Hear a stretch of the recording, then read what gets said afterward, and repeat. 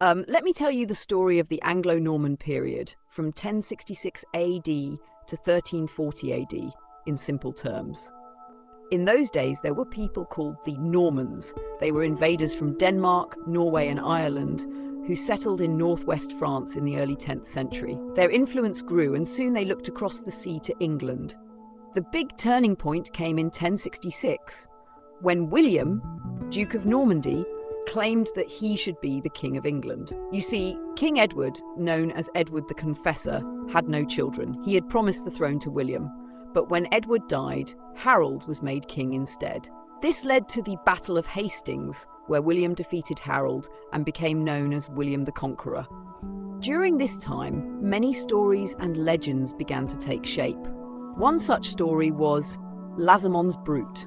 It was a long poem, around 16,000 lines, telling the history of Britain from the landing of Brutus to the death of Cadwallader. It was written by a monk named Lazamon, who was inspired by Roman de Brut by Wace. There was also a work called Historia Regum Britanniae, History of the Kings of Britain, written by Geoffrey of Monmouth. This book became very popular as it told the legendary stories of the old British kings. Many other romances and tales were written during this period, each focusing on different themes. The Matter of England, stories like King Horn, Havelock the Dane, Guy of Warwick, and Bevis of Hampton, tales of heroes and kings.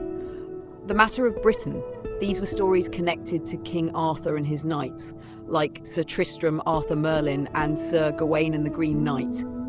The Matter of Rome the Great, tales about King Alexander and the destruction of Troy.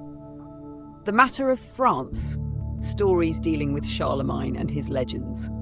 One important writer of this period was William Langland. He wrote a famous allegorical poem called Piers the Ploughman, which was about 15,000 lines long. It was a satire on the problems of the church and religious life. Langland was a poet of the people. He lived a life of poverty and struggle, but his words had great power. Another writer was John Gower, who was friends with Chaucer. He wrote Confessio Amantis, a conversation between the poet and a divine interpreter, talking about the 7 deadly sins. And let's not forget the Scottish poet, John Barber, known as the father of Scottish poetry. He wrote The Brus, which celebrated the deeds of Robert Bruce.